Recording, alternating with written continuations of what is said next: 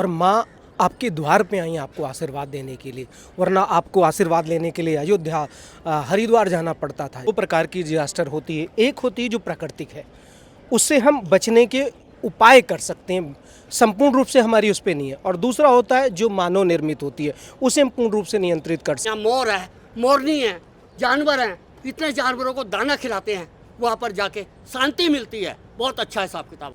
नदी जीवन दायिनी है, नदी जीवन बचाती है, लोगों को संरक्षण देती है, जीवन उपयोगी सभी ज़रूरत के सारी चीज़ों को उपलब्ध कराती है। और उसी नदी का जब बारंबार दोहन किया जाता है तो नदी अपने विकराल रूप में आ जाती है, अपने स्वरूप को बदल देती है। और आज कुछ स्थिति परिस्थिति आज हम दिल्ली के यमुना घाट पर है। आप मेरे पीछे देख सकते हैं यमुना जी का जलस्तर, यमुना जी का जलस्तर जो कल तक हमें इस यमुना जी के आचमन करने के लिए, इनके पानी से दर्शन करने के लिए काफ़ी दूर तक जाना पड़ता था, आज स्वतः चल के आई हुई है। मैं इनको बारंबार नमन करता हूँ, इनके प्रकोप को प्रणाम करता हूँ और दिल्ली वालों से आग्रह करता हूँ जो अब भी ये समझाने आई है, कुछ कहने आई है, कुछ बताने आई है, इन्हें आप स्वीकार करें, इन्हें प्रणाम करें, इनका सम्मान करें। और इसी से संबंधित बात करने के लिए कुछ विशेषज्ञ यहाँ पर हैं, यहाँ पर हम इनका स्वागत करते हैं। मैं परविंदर मिश्रा, मैं मूलभूत यूपी से जी, हूँ, और इस तरफ वैसे आइए। मेरा जो रेजिडेंस है वो मंडावली में है। मंडावली में है। जी। जय जय यमुना माता बोलता हूँ। सर आज कैसा लग रहा है देख करके? देखिए आज लग रहा है यमुना जी वाकई में अपने एक्चुअल स्वरूप में आ चुकी हैं। ये सुखद स्थिति है, और माँ आपके द्वार पे आई हैं आपको आशीर्वाद देने के लिए, वरना आपको आशीर्वाद लेने के लिए अयोध्या हरिद्वार जाना पड़ता था। ये तो हमारा सौभाग्य है कि माँ स्वतः हमारे पास में आई है। और कई लोग जो विपक्ष हैं इसे कहते हैं त्रासदी, ये त्रासदी नहीं है, बल्कि ये एक अवसर है कि जो ज़मीन में पानी कम होता जा रहा है, जब बरसात होगी तो वो पानी ज़मीन के अंदर जाता है, जिससे जो हमारे पेड़ पौधे हैं उनको पानी मिलता है, पक्षियों को पानी मिलता है, और पानी की जो क्षमता है वो ज़मीन की बढ़ जाती है। तो ये बहुत अच्छी स्थिति है। सर ये स्थिति अगर सालों भर रहे तब तो समझ में आती है। अभी देखिए बताया जा रहा है सूत्रों के द्वारा जो हरियाणा के हथनी कुंड बैराज से पानी छोड़ा गया है, जिसके कारण ये स्थिति परिस्थिति बन रखी है। देखिए, अगर ये कहें हमेशा एक जैसी स्थिति हो जाए तो प्रकृति ने ऐसा नियम बनाया कि हमेशा एक जैसी स्थिति नहीं रह सकती, लेकिन जब जिसका समय आता है वो उस स्थिति में कार्य हो तो बहुत अच्छी बात है। इस समय वर्षा का सीज़न है, पानी इस मात्रा में आ रहा है, तो ये बड़ी सुखद स्थिति है, गलत स्थिति नहीं कहूँगा। और कई बार ये मैंने सुना और अन्य पार्टियों के माध्यम से कह रहे हैं कि जान माल की कहीं पे जान माल की नुकसान नहीं हुआ है। शासन और प्रशासन दोनों सतर्क हैं, लोगों को पहले से ही सतर्क किया जा रहा है, निचले स्तर से उन्हें ऊंचे स्तर पर लाया जा रहा है, टेंटों की व्यवस्था की जा रही है, वहाँ पे खाने की व्यवस्था, पानी की व्यवस्था, डॉक्टर भी वहाँ पे आ रहे हैं। तो ये सारी व्यवस्थाएं शासन प्रशासन दोनों मुहैया करवा रहा है। तो इसलिए अगर हम कहें तो ये त्रासदी नहीं है, बल्कि एक अवसर के रूप में इसे देखा जाए। बिल्कुल, आपने जो कहा इसको मैं स्वाभिवेक स्वीकार करता हूँ, जिसको आपदा नहीं अवसर समझे, ये हमारे ऊपर डिपेंड करता है जो हम उसको किस स्वरूप में लेते हैं। लेकिन सर आप आपदा के जानकार भी हैं, विशेषज्ञ भी हैं। मैं दिल्ली आपदा प्रहरी से जुड़ा हुआ हूँ, तो हम डिजास्टर पे ही काम करते हैं। हमारे दर्शकों को थोड़ा ये बताएं तो डिजास्टर किन किन परिस्थितियों में आती है? देखिए, दो प्रकार की डिजास्टर होती है, एक होती है जो प्राकृतिक है, उससे हम बचने के उपाय कर सकते हैं, संपूर्ण रूप से हमारी उस पर नहीं है, और दूसरा होता है जो मानव निर्मित होती है, उसे हम पूर्ण रूप से नियंत्रित कर सकते हैं, जैसे कहीं पर बिल्डिंग गिरा देना, फायर का काम कर देना, तो ये मानव निर्मित होती है, तो वहाँ तो हम पूर्ण रूप से नियंत्रण कर सकते हैं। लेकिन जो प्राकृतिक होती है वो होगी, उसमें हम अपनी सतर्कता से, अपनी सावधानी से उसे कम से कम कर सकते हैं। जैसे इस टाइम बाढ़ आई है, ये भी एक प्रकार की आपदा है, लेकिन इसे लोगों को सचेत करके, लोगों को ऊपर के स्थान पे पहुंचा के, उन्हें बता के इसे कम से कम किया जा सकता है। अगर सर यमुना जी की तलहटी में अगर उनमें से मट्टी निकाल करके, बालू निकाल करके इसको और गहरा किया जाता तो और पानी अधिक समाता, आपसे कहना चाह पेड़ रहा पौधे लगाए जाते अगल बगल तो मिट्टी की कटाव कम होती। लोग जो इस पुल से अभी देख रहे हैं, ये पुल बिल्कुल दिखाइए सर जो दिखा रहे हैं कैमरामैन तो दिखाइए, ये पुल के बिल्कुल टच करता हुआ पानी खतरे के निशान से ऊपर बहता हुआ दिल्ली का यमुना जी। तो ये जो यहाँ पुल से आए दिन लोग कचरे, डस्टबिन, फूला सामग्री के साथ साथ आस्था के नाम पर अपराध भी करते हैं, इन सब चीज़ों को अगर रोका जाता तो शायद थोड़ा डिजास्टर जी बिल्कुल देखिए, इससे पूर्व जो सरकार थी, मैं तो बल्कि जो इस टाइम वर्तमान सरकार है इसका धन्यवाद करूंगा कि इसने बरसात होने से पहले ही इसमें जेसीबी मशीनों को निकाल के इसकी गाद को बाहर निकाला। आज अन्यथा इसकी गहराई इतनी कम थी कि ये पानी हो सकता है इस दीवार को भी जम कर गया होता, लेकिन इतने बड़े पैमाने पर उसमें से गाद निकाली गई और हर क्षेत्रों में, जिससे नदी की जो गहराई है वो बढ़ गई और वो पानी अनियंत्रित नहीं हुआ बल्कि नियंत्रण। कभी भी देखो ये तो कहाँ तक है, घाट तक है। क्या लगता है सर, अभी हम बात कर रहे हैं 2 दिन के बाद आए तो जहां हम बात कर रहे हैं यहाँ तक भी पानी और इस दीवार के पार भी जा सकती है? बिल्कुल जा सकता है, अगर पानी की मात्रा और क्षेत्रों में बरसात भी हुई, जैसे आप देख रहे हो हिमाचल, राजस्थान, आपका ये पंजाब, उत्तराखंड, इन सभी क्षेत्रों में बारिश चली तो पानी कलेक्ट होकर दिल्ली से होता हुआ गुजरता है, तो डेफिनेटली हो सकता है कि पानी की मात्रा बढ़ भी जाए। लेकिन मैं कहूँगा सरकार जो है वो सचेत है, एक बैग पानी को नहीं आने दे रही, जिसकी वजह से लोगों को उतनी असुविधा नहीं हो रही। स्टेप बाय स्टेप पानी छोड़ रही है और बाकायदा इंटीमेशन दे रही है कि इतने टाइम पर हम पानी को छोड़ेंगे। तो ये जो सरकार है बहुत ज़्यादा सतर्क है अपने लोगों को लेके कि किसी प्रकार की जान माल की हानि ना हो।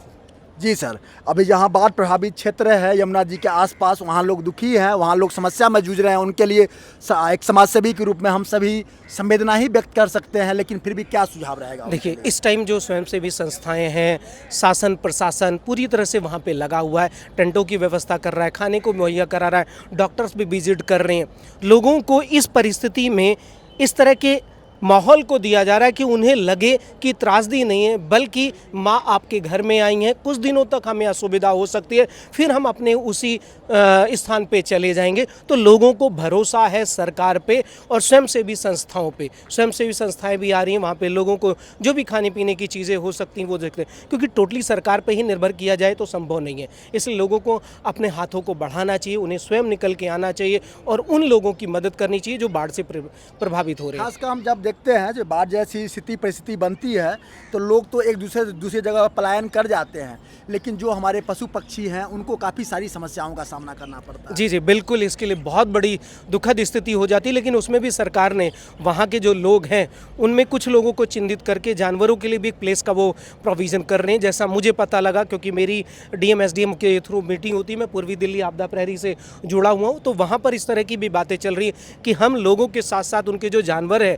उनके लिए भी एक ऐसा प्रोविज़न बनाए, उन्हें भी एक शेल्टर इस परिस्थिति में मिल सके।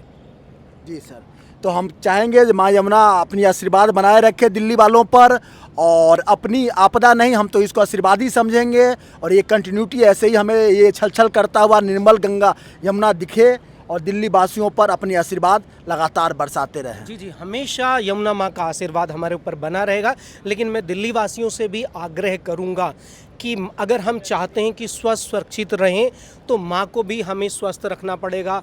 उन्हें भी हमें गंदा जो करने की हमारी टेंडेंसी रही कि हम ऊपर से डाल देते थे, लाके पूजा के नाम पे ऐसी चीज़ें फेंक जाते थे जिससे माँ कहीं ना कहीं रोगी हो रही थी। तो अगर माँ रोगी होगी तो बच्चे उसके कभी निरोगी नहीं हो सकते, ये हमें भी जानना पड़ेगा। अगर हम स्वस्थ रहना चाहते हैं तो हमें अपनी माँ को भी स्वस्थ रखना पड़ेगा। जी सर, हम सभी सनातनी हैं और सनातनी हैं, इनके प्रति श्रद्धा है, तभी आज इस छठ घाट पर उपस्थित हैं और बातें कर रहे हैं। अभी जो है आपको गणपति बप्पा मोरया, गणेश जी की गणेश चतुर्थी, गणेश जी का त्यौहार पूरे भारत भर में, दिल्ली भर में भी बड़े हर्षोल्लास के साथ मनाया गया। लेकिन देखने में आया इसी घाट पर लोग मूर्तियां विसर्जित करते हुए, फेंकते हुए उनको, ये कहाँ तक सही है? नहीं, देखिए, मैं मानता हूँ कि जिसने आपने पूजा की है, जिससे आप आशीर्वाद चाहते हैं, अगर उसे इस तरह से यहाँ पे फेंक के जाएंगे तो वो उचित नहीं है। बल्कि आप क्या कीजिए, उसे ज़मीन में गाड़ने का प्रोविज़न कर लीजिए या ऐसी जगह पे ले जाइए जहाँ पे वो सुरक्षित रह सके, वहाँ पे आपको प्रोविज़न करना चाहिए। माँ के अंदर नहीं पाए, क्योंकि ये कहाँ से होती हुई जाती है तो वो कहीं ना कहीं प्रदूषण का कारण बनती है। और यही पानी जो जाता है हमारे फसलों में जाता है, यही हमारे पशु पक्षी भी पीते हैं, तो वो भी कहीं ना कहीं इस प्रदूषण का शिकार होते हैं। इसलिए हमें सचेत होना पड़ेगा। हम पूजा करें, पूजा भाव की होती है, तो वो हमें भाव बना के रखना चाहिए कि माँ को हम कभी गंदा ना करें। जी, आस्था के नाम पर अपराध ना हो। यहाँ पर एक और है सर, समाज सेवी सर, बताएंगे थोड़ा अपने बारे में भी और यमुना जी के बारे में भी। मैं ब्रह्म प्रकाश राजौरिया आपके चैनल को नमस्कार करता हूँ, क्यों कि आपका चैनल मेरे को जमुना में बराबर मिलता आया है। हमेशा मिलूंगा सर, हाँ, हमेशा बराबर मिलूंगा। मिलता आया है। और मैंने ये भी कहा था आपके चैनल को कि ये जो पानी जो है, ये पानी वैसे का वैसा रहेगा, ये बढ़ेगा भी नहीं पानी। और सूखता भी रहेगा और बढ़ेगा भी नहीं, और वैसे ही आपको जनता चलने में मिलेगी, जैसे हम चलेंगे वैसे सब चलेंगे। और दिल्ली के मुख्यमंत्री जो हमारी माननीय रेखा गुप्ता जी हैं, उन्होंने शासन ने प्रशासन को इतना टाइट कर रखा है, और ऊपर मोदी जी का आशीर्वाद है। अभी गणेश जी की पूजा गई है, उनका भी आशीर्वाद मोदी जी को मिला हुआ है और मुख्यमंत्री को मिला हुआ है। आपने बराबर इस चैनल को ऐसा जगाया है, ऐसे चैनल को जगाया है कि आपका चैनल तो बोलता था, तमाम चैनलों को जगा दिया आपने, वो सब लोग निकल के यहाँ पर आ रहे हैं। माता हमारे को इतनी अच्छी मिली, क्यों जैसे हम नहाते हैं ऐसे ही हमारी माँ को भी नहाना चाहिए। क्यों, ये जमुना माता है, गंगा जमुना सरस्वती।